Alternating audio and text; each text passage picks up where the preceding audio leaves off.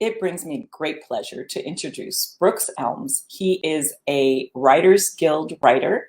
He's got many projects that he's working on as a professional writer. He also is a coach for writers that already know their craft. I'll let him explain that a little bit more. And he's also an instructor at UCLA. And his course is, he has a couple, but one of them is Story Analysis for Film and Television, which is what we teach. So one might think that, oh, that's conflicting, but no, it's fantastic. So I'm going to bring him in so that you can meet him, and we love to geek out about screenplays. We can talk for hours. We don't know how, we didn't really plan how long this will be. We're just gonna have a conversation about screenplays. We're gonna talk about sellouts. We have a handout that you can grab at hollywoodgatekeepers.com/free look. And we're gonna talk about happy accidents and ways that you can, do the things that you wanna do. So without further ado, let me bring in Mr. Brooks Elms. Hi, my friend. Hello. How you doing? It's back. Hooray. So we just geek out every time we talk to each other. I could just talk to you for hours. It's so much fun. So welcome. Tell us a little bit for our gatekeepers here. Tell us a little bit about who you are beyond what you heard me say. Yeah. So I started out making movies with my friends in high school. And I had so much fun, I just never stopped. I studied at NYU Film School after that, and then made a few independent features, wrote, directed, produced, and marketed, and did the whole thing on a few low-budget independent features.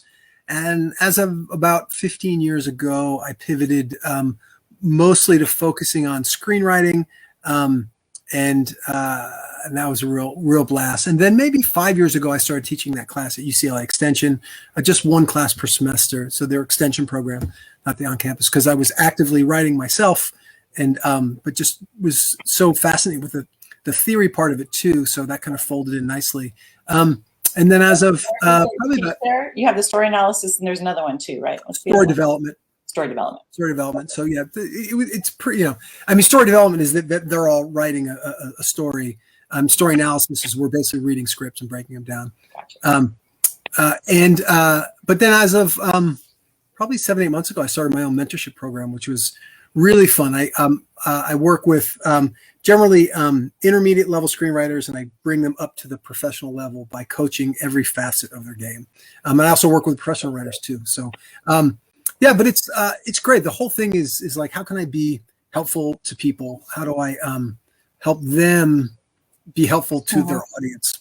Yes. And it's delightful. So that's such a job of service, right? I mean, that's what it's just being a reader to me is that too. It's a job of service. We are doing our best to connect that writer to their material, connect the producer to the writer, connect the producer to the material, all of that. We're just there to serve. So really, really fun. I didn't realize that the mentorship program was that new. I thought you've been doing it for a while. So this is great. Wow, that has really taken off.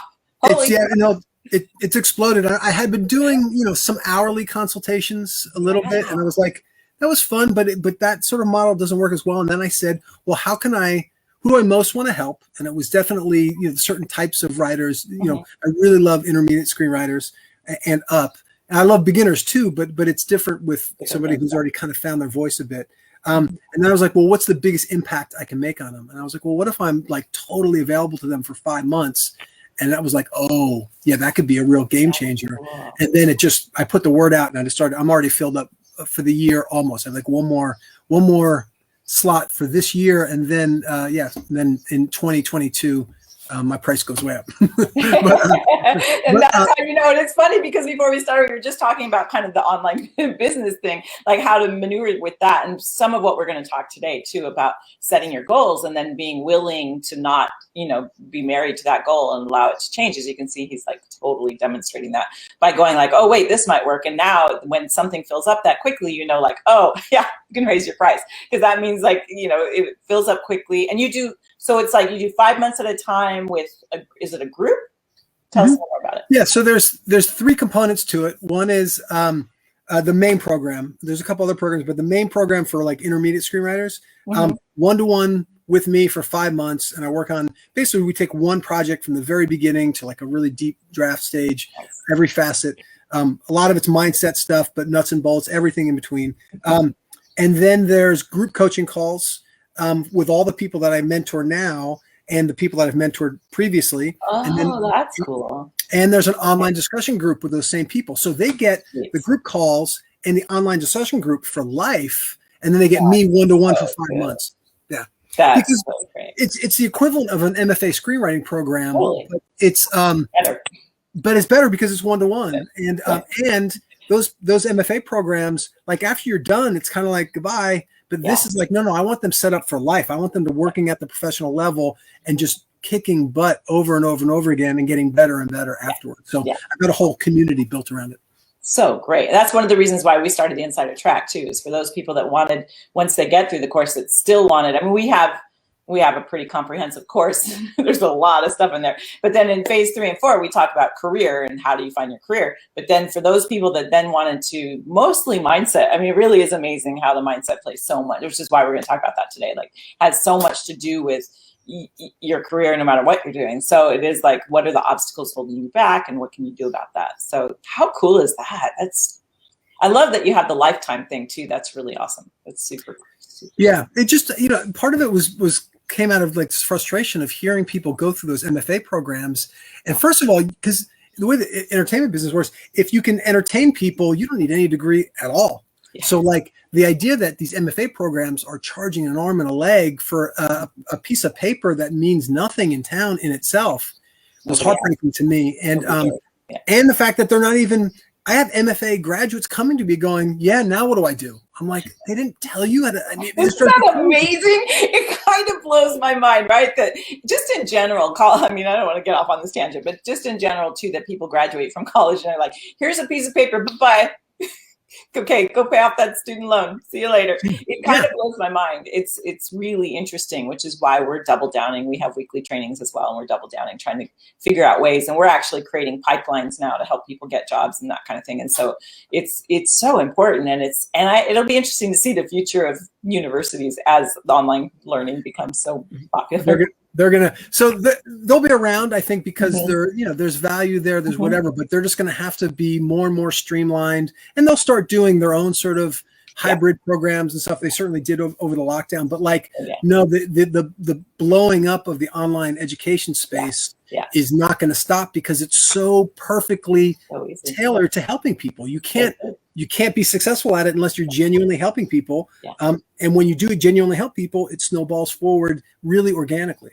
And good for you for like recognizing your gift as a coach, for one thing, and then double downing on that, because that's another thing. I feel like we deny ourselves what our gift, and we don't just double down on the thing that we're really good at, because it's whatever people are always asking you to do. And if people were constantly asking you to help them with their screenplay, then like, well, there's something here. Like, this is my gift and I'm going to double down on it. And I really feel that coaching is the way of the future. For if you have a thing in screenwriting and that's your thing, there's so many elements to that. There's marketing, there's all many things that you could do that still are around that thing. So we constantly promote that as well. It's like, what is your special gift and how can you apply that to your screenwriting journey? And you the two questions that I would invite everybody who's hearing this to ask themselves, they're really, really pivotal. I mentioned them before. Who do I most want to help?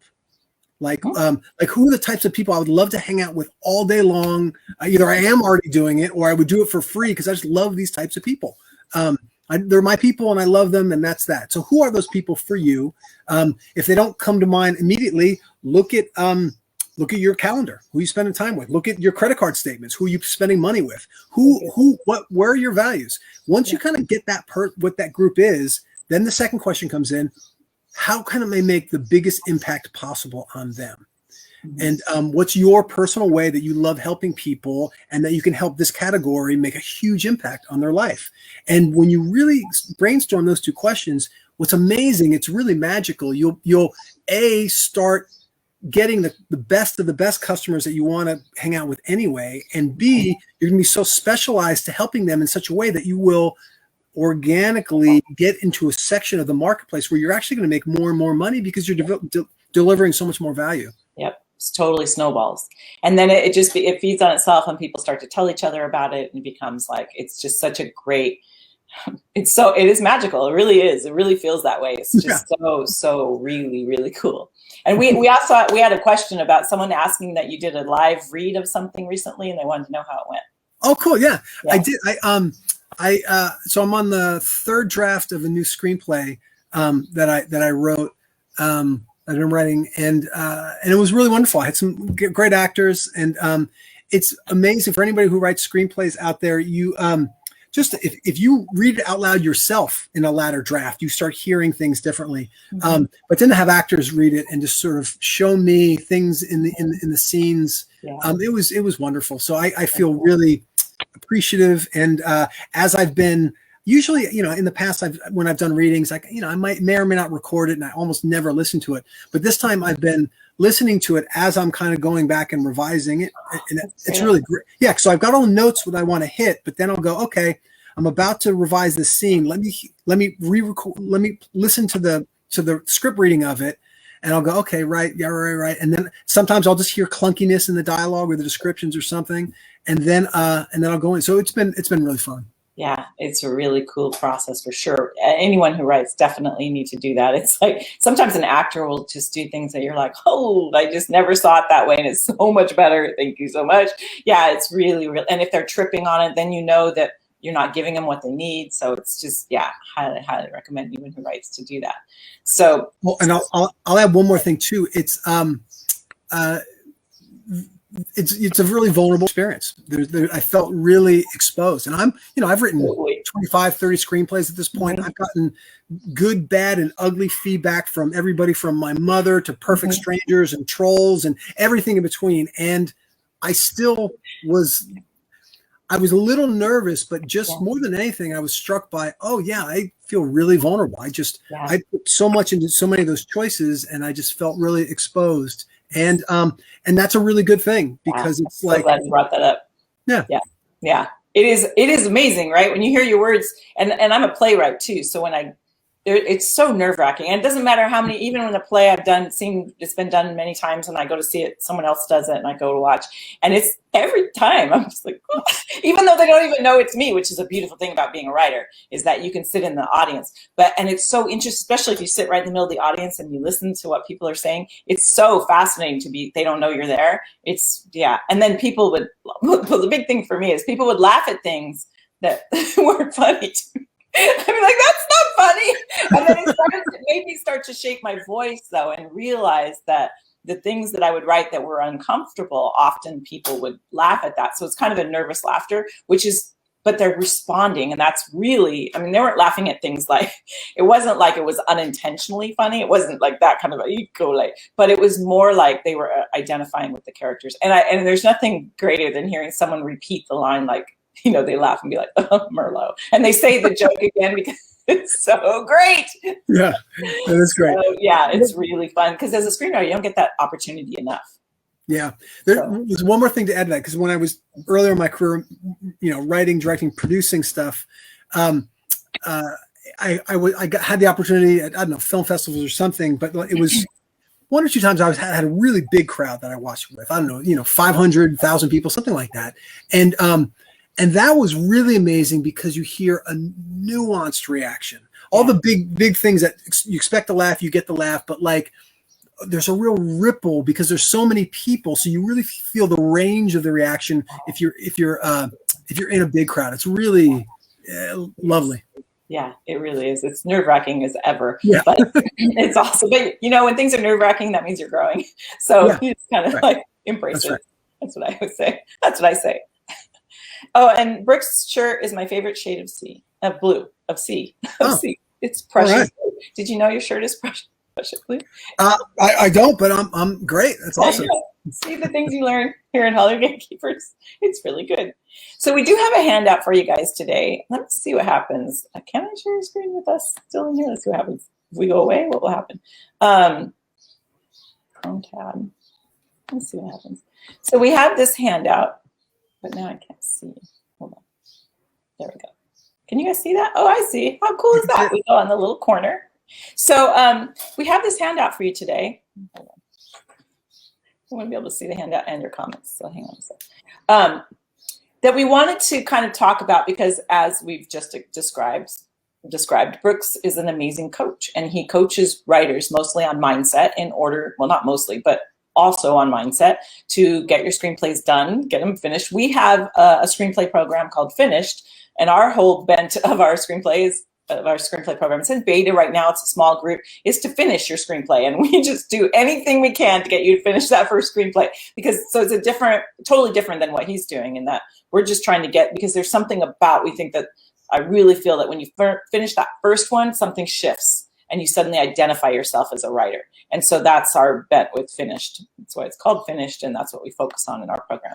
Whereas he's kind of the next level kind of with writers. It's great. And I love that you're doing it, because it's a different type of energy because with your first one, because there's so much you're just figuring out. Yeah. It's like, well, do I even like this? And what do I like about it? And how is this?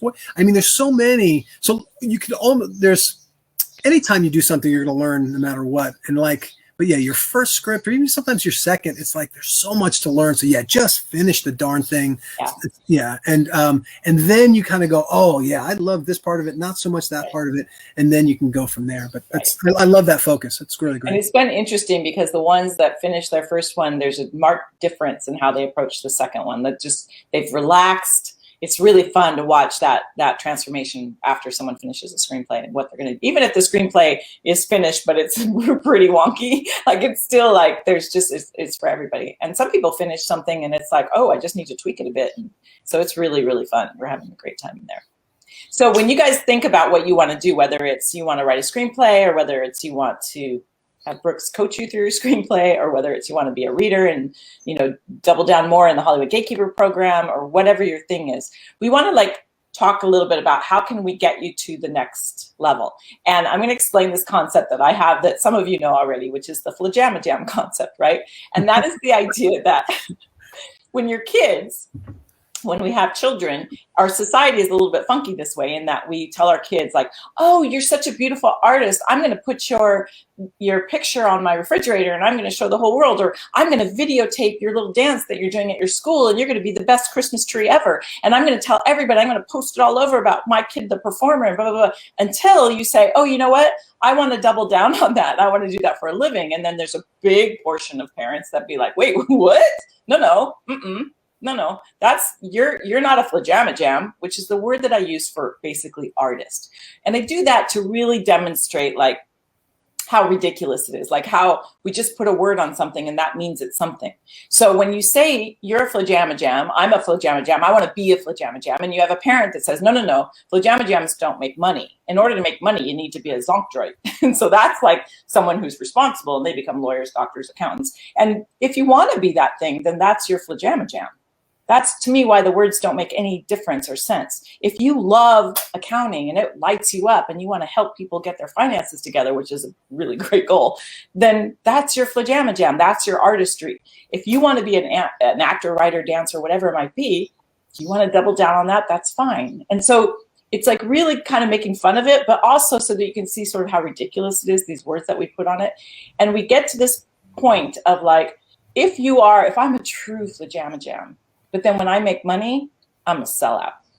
And suddenly it's there's this additional scoop of muck on top of the already, no, you can't do that, because then if you do make money, I'm going to put you in this category. But often those parents and those people and teachers and whoever who have that mindset also will be the first ones to stand in line and get the autograph of the person who doubled down on their flajamajamness. So they'll stand in line and be like, oh my gosh, I'm your biggest fan ever, but don't watch this, child of mine.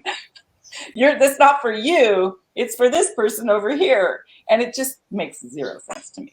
So what do you think about that, Brooks? Wow. So many good thoughts. So I'll speak to one first. So, I think even this idea of dream big, I think is really important here. The way I often phrase it is, okay, magic wand time. If you could have anything, and what happens is, even when I say that, magic wand, you can have anything, people, yeah, there you go.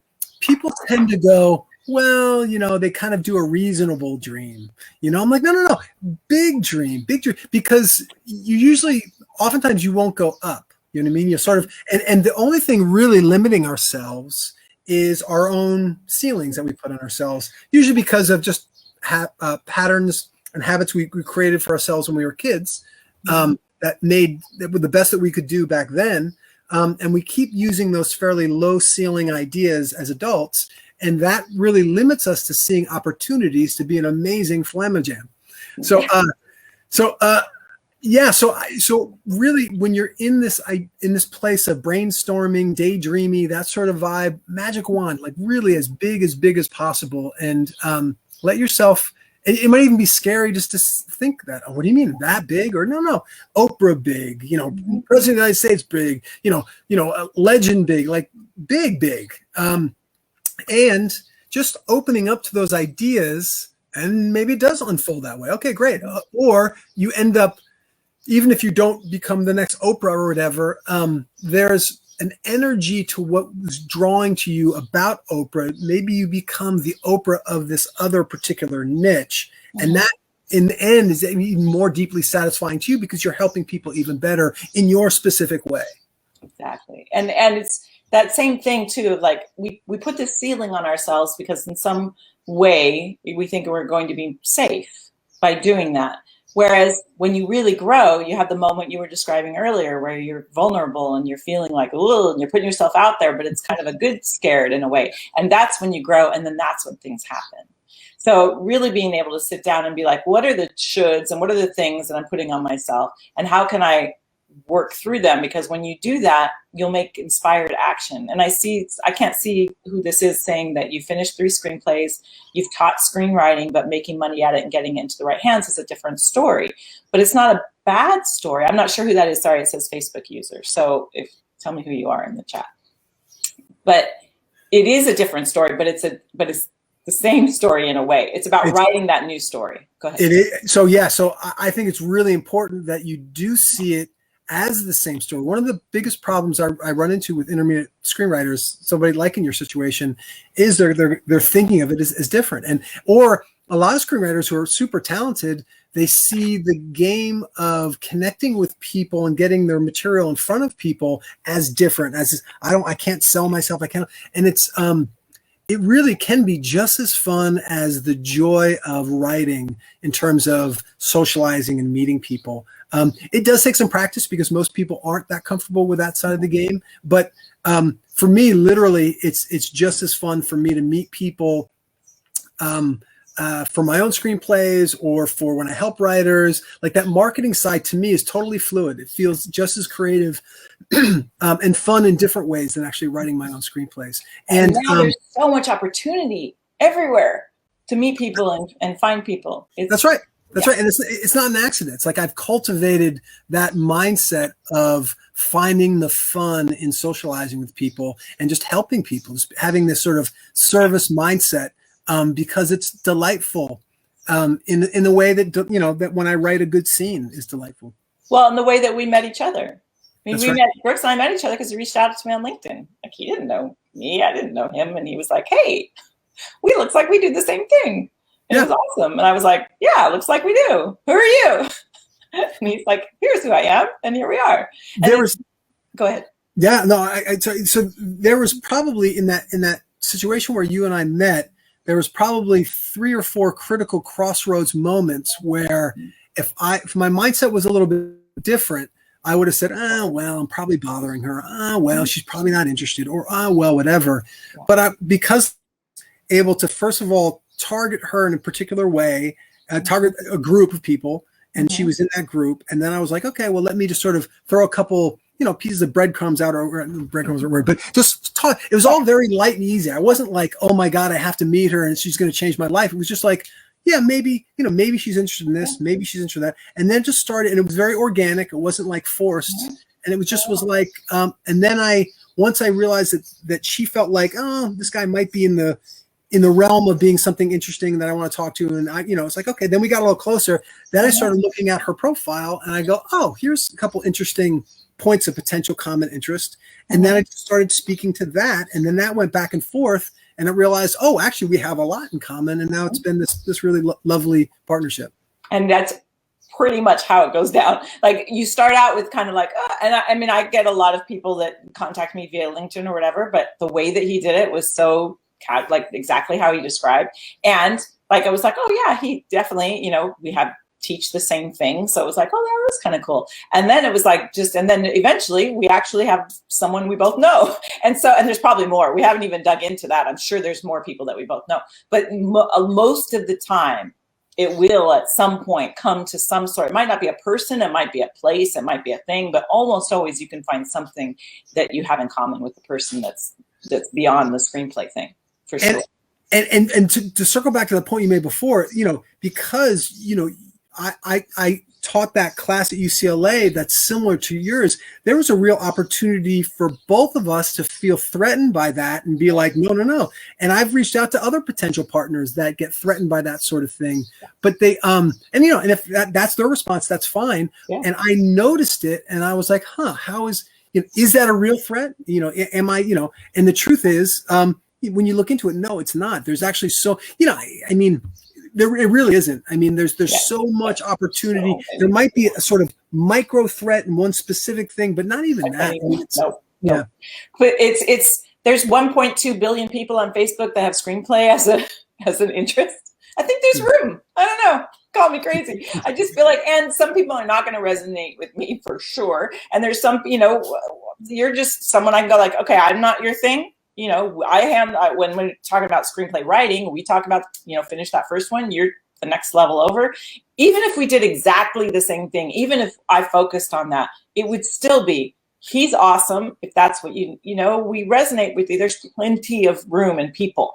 And so and people say that with our reading program too. Well, we're going to saturate with readers. And it just kind of makes me laugh. Like there's so much room for everybody. And the more that you limit yourself by being threatened by anything, that just limits everything. So really opening up to that. And that's we'll talk about happy accidents in a minute, but that's what ends up happening when you open up to opportunity, possibility, let go of what it should be and all of that. So I went ahead and took the handout down because I want to be able to see you and I want others to be able to see you. So we'll just kind of walk through it and I'll give the questions. But so for those of you that maybe have downloaded the handout or want to know what the questions are, basically we want y'all to think about what is it that you want, really listing, what is it that you want? And like he said, pie in the sky, what are things that you want to do? And then ask yourself, why do you want to do these things? And the question why is one of my favorite questions in the world, because if you ask it with the curiosity of a child and just constantly ask yourself, why? Why? And just keep going. Well, I want to write a screenplay. Why? I want to tell my story. Why? And keep just being very gentle with yourself and asking yourself why you want to do this. And when you do that, by getting the why behind it, it really can help inspire you to the next step. What do you think about that person? Oh, I love that. That's so great. I mean, I heard that, the sort of what's your why thing. I think his name is Simon Sinek. He's a thought leader. He's really great. He talks about that really wonderfully. You can look him up on YouTube. And then the second thought was this great book I read about this company in Brazil. Ricardo Semler, his name was, I think. Wonderful. And what he did was he inherited this factory from his dad. And he was just like, well, and his policy was specifically something like 3 whys or 4 whys. They were like, okay, he just broke all the traditional rules. He was like, okay, well, you have to show up at 9 o'clock for work. He was like, well, why? And they're like, well, because of such and such. He was like, well, why?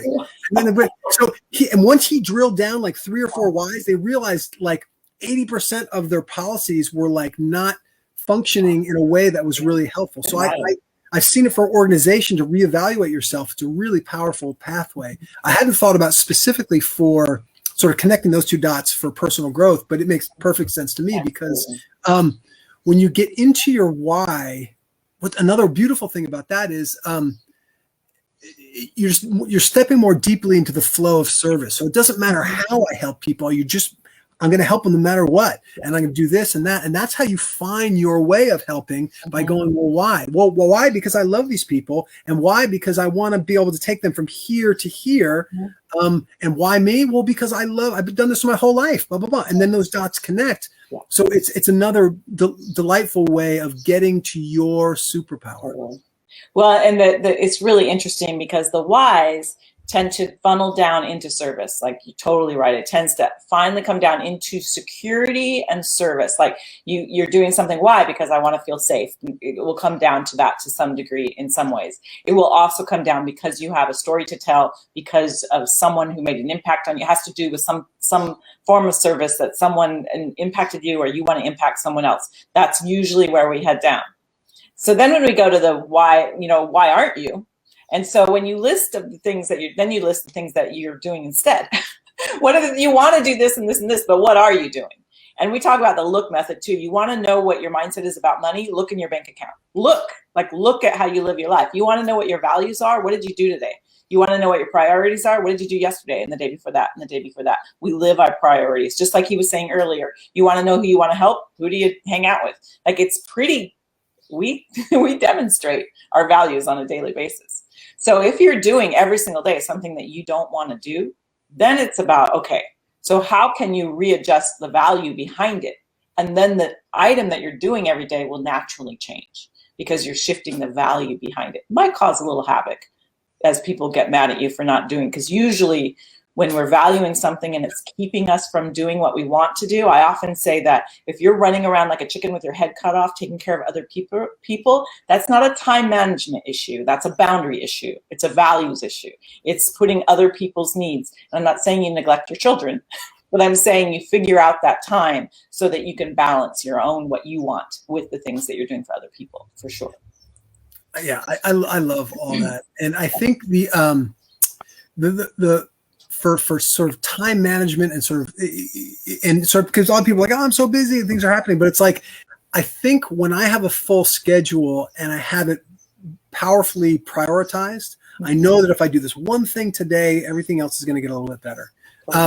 I'll feel really powerful in a way that's very different if I don't have those priorities, those values kind of clearly laid out. Well, so many people were like, I'll finish I wish I could just take time off work. I wish that I could just go somewhere and like not have to be anywhere, and then I'll finish my screenplay. And then the pandemic went, okay, yeah, here you go. Yeah, go. And how'd that work out? Yeah.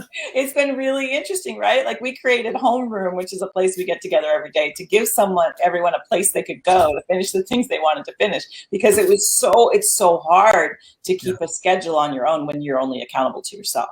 And so that's something that, it's a good learning for sure. For sure.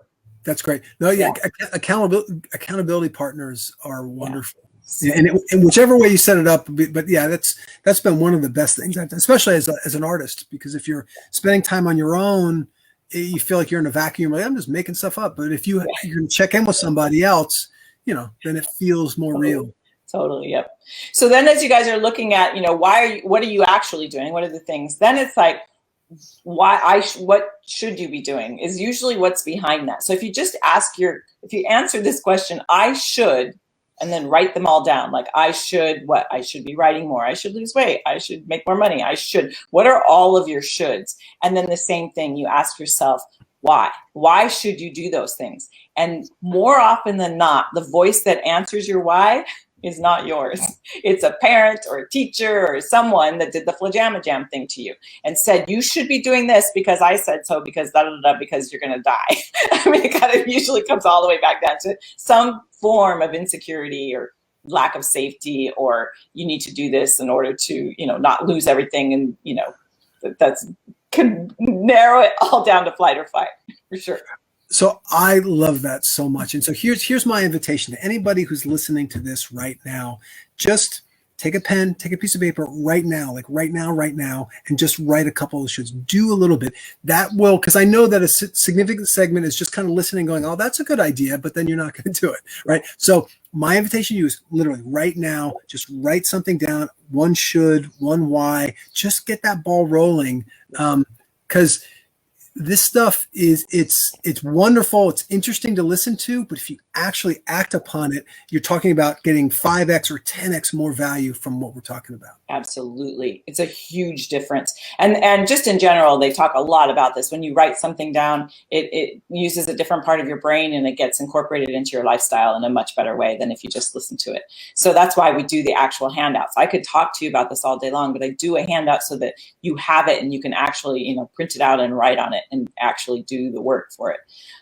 So then the thought of once you have your whys and who's been telling you, because you're repeating inside of your head some voice that you got from some teacher who told you were too tall to be a dancer or whatever it might be. Well, now you can start looking at, if nothing could stop you, if you knew you could not fail, if there was nothing in your way, like what would you do? So you change that "you should" into an "I could." If there was nothing stopping me, I could what? Win an Oscar, I could write my screenplay, I could whatever it might be. So starting the next thing of being like, I could, I could, and then go through and fill those out. And then look at like, why are you not doing those things? So if you have the I coulds do this and this, and just again, going back to the why aren't I? Why aren't I? And a lot of the times when you look at those reasons, you can see how you're holding yourself back.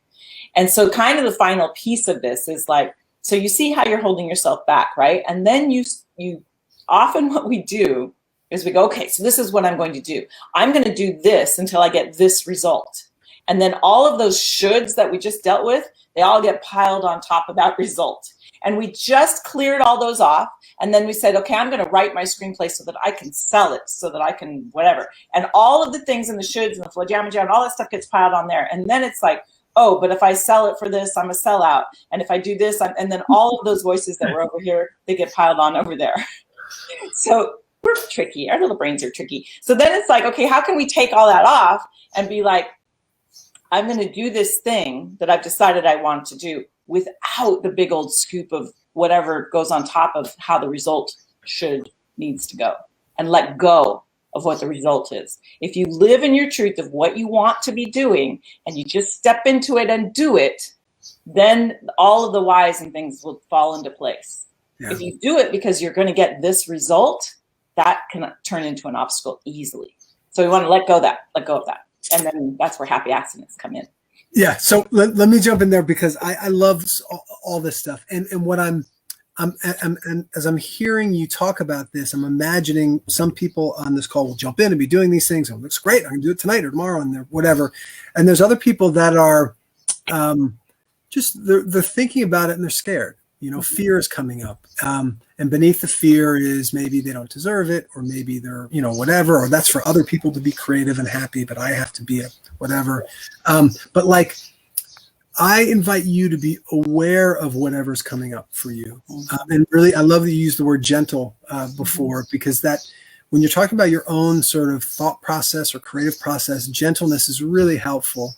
And matter of fact frame. So it is what it is. You're not judging it good, bad, or you're just saying, oh, I'm noticing fear, or I'm noticing doubts, or I'm noticing that part of me is saying I don't deserve it, or I'm not good enough, or whatever. And just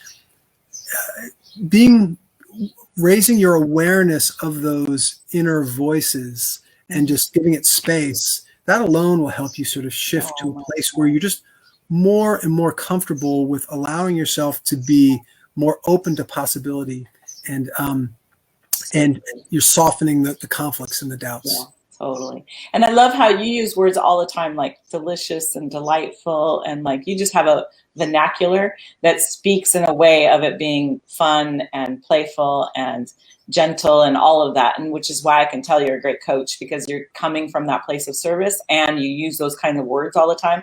So when you have people in your life, and this is what I listen for people in my life, or what are the words that they use, just how they speak. And when people use silly words, playful words, gentle words, I know that's kind of where they stand. And if you find that right now you're listening to this and you're thinking things like easy for you to say, or you've got that kind of voice in your head of like, when you have that, it's fine.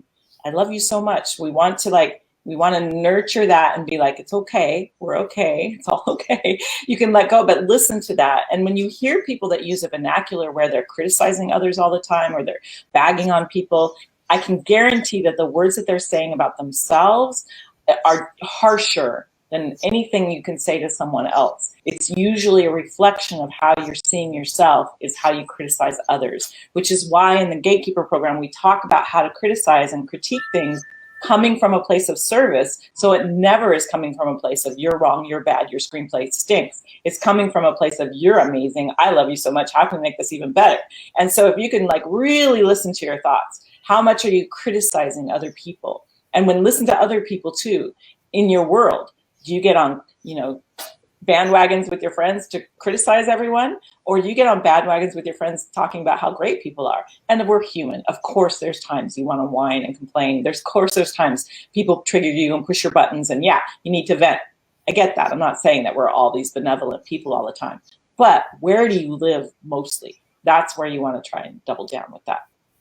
It's really, really cool. Yeah, awesome. I love all that stuff. And I was going to add one more thing, but I forgot. It was so many good stuff. So when you think about, all of these things about taking the results away then and relaxing and just being open to, things going the way you might not expect them to, that creates what I call happy accidents, where things kind of go like, well, anytime I'm trying to, this is where I'm working on is, well, one, the whole critical thing too, I criticize myself all the time. And when you have pain and that kind of thing, that is also a signal that you're being critical. So it's like trying to always, it's always for all of us, it's just, we're works in progress. But also it's really letting go of and really embracing happy accidents when things you are expecting they're going to go a certain way and then they go a completely different way. And the current one I love to use is that I'm in Montreal because I came here in March of 2020 to visit my son just for fun. And then the pandemic happened and I didn't feel comfortable leaving. I didn't want to leave him when he was trying to figure out he's going to college, figure out his world. And this has been an amazing year. I'm in an Airbnb that I've been in for a year and it's been spectacular. And now I'm preparing to go back home again and it's going to present all kinds of new things. And I'm trying again, not to put all kinds of expectations about what that might be. So think in your life about a time where you thought it was supposed to go one way. Often it has to do with meeting people. We meet how did you meet your spouse or how did you meet someone important? And sometimes things line up in a really wonky way that guides us there. Do you have any examples of what I'm talking about, Brooks? I have a specific one that actually qualifies for the writing process. So, and it actually was related to what I was thinking about before. So when we feel resistance, we're either procrastinating or our inner critic is coming up or we're doubting, one thing you can do is see that as a happy accident of your force of antagonism in your screenplay whispering to you. So, for example, if I go, well, I'm not good enough because of this or that, or I notice I'm kind of having that voice or that sort of energy, and then I go, okay, what's my antagonist in my screenplay? It could be an inner, if it was a drama, it might be an inner sense of conflict, and it might be my hero going, I doesn't feel good enough, right? Or it could be personified by a villain who's actually, his whole thing is making other people feel like they're not good enough. But the energy of our resistance is your research for writing the villain of your screenplay. Oh, that is so spot on and beautiful. And I often joke that we take our characters and throw them in the minivan with you, put them around your table and have a conversation with them. And the voices in your head can help you. And all of this stuff that we are doing and we are talking about is absolutely everything that goes in a screenplay that makes it authentic. When your characters also have these struggles, people relate to them. It's when they don't that they become one note. And it's when they don't have this kind of layered why going on in their head that it's that subtext of what's going on between them inside of themselves. Why are they behaving that way? So absolutely exactly what he's saying. If you can take the resistance that you have in your own life and put it on the page and use that to fuel your characters, that's when magic happens. It's the same as the happy accident of a screenplay. I absolutely love that. So good. So good. Oh, wait, here we go. So Paula says, happy accident. I joined this class and planned to get through quickly. Instead, it took me ages and we ended up meeting. She met Ed. So we have love that has happened in our program. And how I can't even tell you how much I've told them a million times because they're in homeroom all the time. When they first announced that they were together, I got totally choked up because it was oh my God, we found love in screen readers. This is the best thing ever. Talk about your hat and just there's also people that have foreign businesses and relationships. And, I mean, I've hired two of our students as team members, like, and we're working together all the time, and just all of that. Like, it really is amazing. I have a mentee that I'm working with, and I just spoke to her again today. She had chronic back pain for the last 18 months.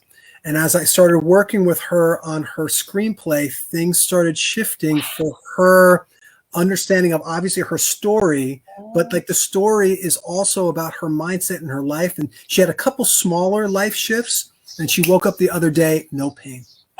So great. And I mean, it totally chokes me up, because it's like that is the work, right? And if you use that's the jam inside. If you use your artistry, and you use your voices, and you use your pain, and you use your drama, and you like explore it, and don't be afraid of it.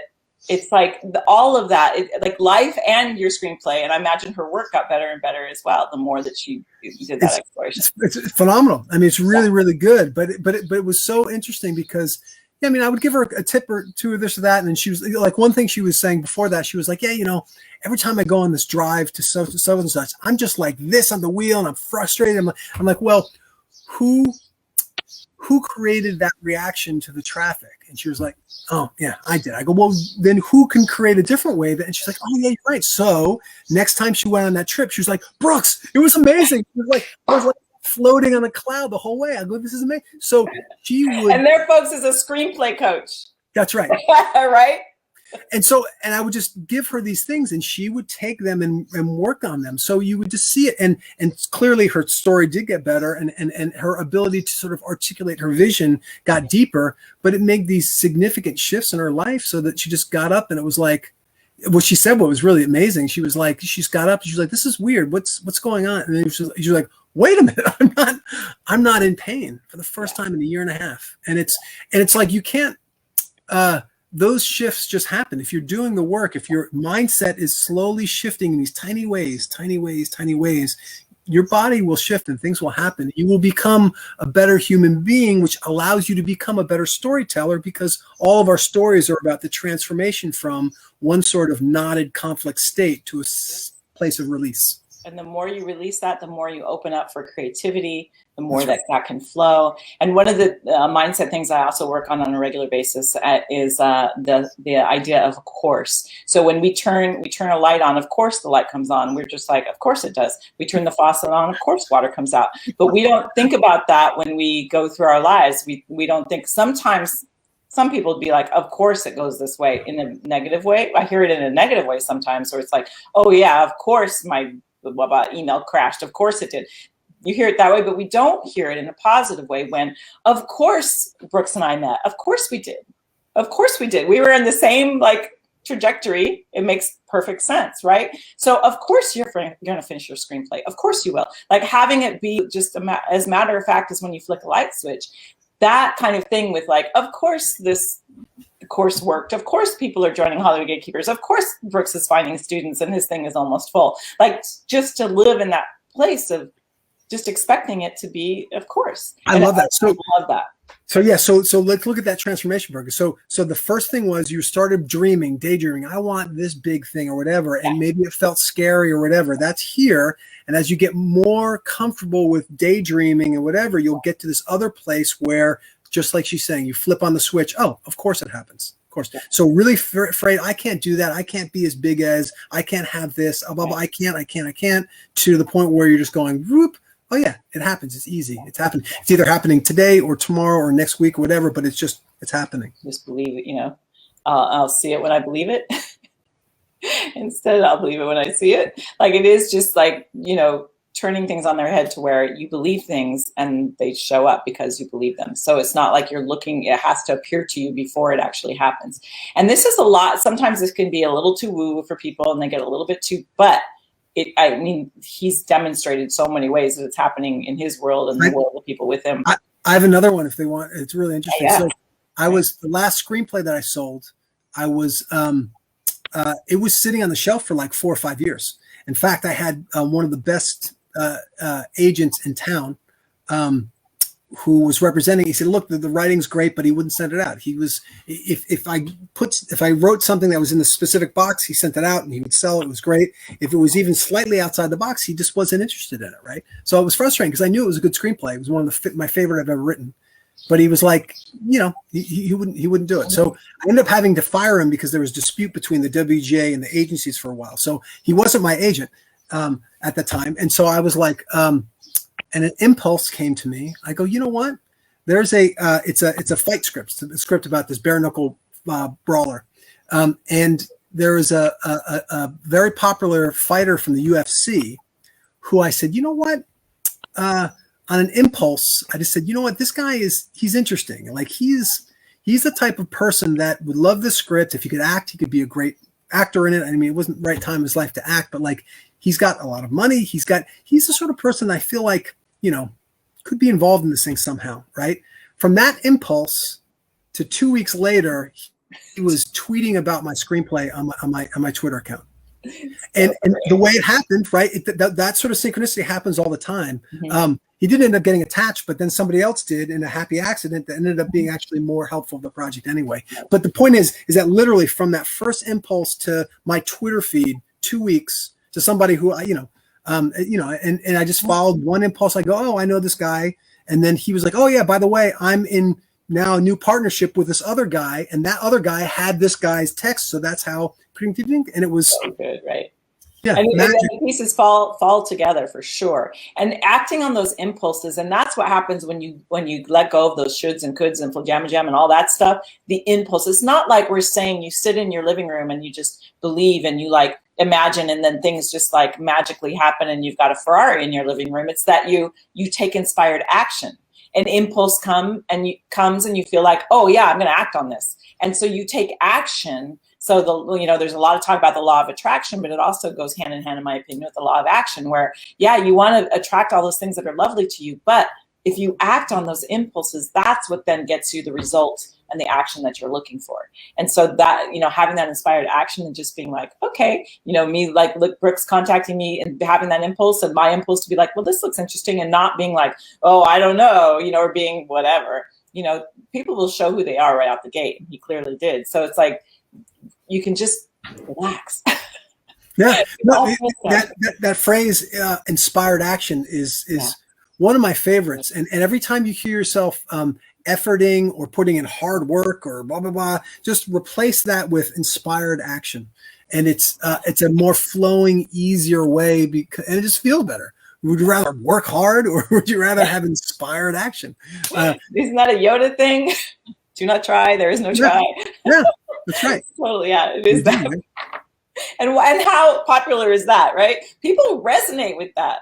But it's in order to actually live that way, it's a daily practice. It's a practice, yeah. It really is. And then it's being gentle with ourselves when it's like, oh, I'm doing it really well today, and then next day, oh, I could be doing it better, and then you do it again. But for sure, it's a practice. And not beating yourself up. Like, oh, I'm thinking terrible thoughts. Stop thinking terrible thoughts. You're terrible. Yeah. Really, like just allowing yourself to just be gentle. Just love yourself so much. Like, we love you. And that's as screenreaders, like in the Gatekeeper program, we just want to stand for your greatness. And I see, as I watch the students come through, everyone has something different and unique to offer. And it's just so amazing. And it's just so fun to stand for. I will always stand for the fierce, great person that you are next to me. Like, no matter what's going on and how you're doing, I always feel that everyone in here has that capability for sure. Absolutely. No doubt. So that's my story, and I'm sticking to it. So thank you so much, Brooks. It's always such a treat to have you come in, and I hope you may have any questions. Let us know. It's been very quiet in the chat, which is actually really good because I think people are just like kind of see a few mind blown. We get this a little mind blown. So thank you so much for coming in, and this will live if you guys are watching. Most people watch these on the replay, so keep watching, and really do the work. Absolutely do the work, and write down these questions, and then see what happens, because it definitely will make a difference. So how can people find you if they want to? Twitter is probably the best place. I'm at Brooks Elms on Twitter, or you can even email me directly, brooks@brookselms.com, right there. Happy to help. There's a few different programs. There's the main one that I talked about. I also have a different program that's just for people that have like a finished script. They're like, I don't know anybody in Hollywood. How do I get this? Well, all this magic we were talking about, I have a specific course that helps people do exactly that. Get your script to anybody, clarify your branding, all that good stuff. And then, and I even have tips for beginners too, if you're interested. Perfect. Yeah. So just follow him on Twitter and then reach out to him. And then, yeah. And if you want to do, we have the Hollywood Gatekeepers Masterclass for those of you that are watching this who haven't, figured out if you want to be a reader, you can take that. That's hollywoodgatekeepers.com/masterclass. And if I can throw a plug in for you, because so that class is so good. I mean, I taught this analyst class for years at UCLA, and mine was really good, but hers is like at a different level. The depth and the nuances and the energy of it is really, really, really wonderful. So if you're at all interested in like reading or analyzing, I would strongly encourage you to check it out, because I was super impressed. Thank you so much. So great from someone who understands and gets it and knows all this. That means so much to hear that. So thank you so much. So Twitter handle is right there on the screen. So twitter.com/Brooks Elms. Okay, so definitely follow him there. And we'll keep talking, and we're always like coming up with new stuff for sure. Yeah. So awesome. Cool.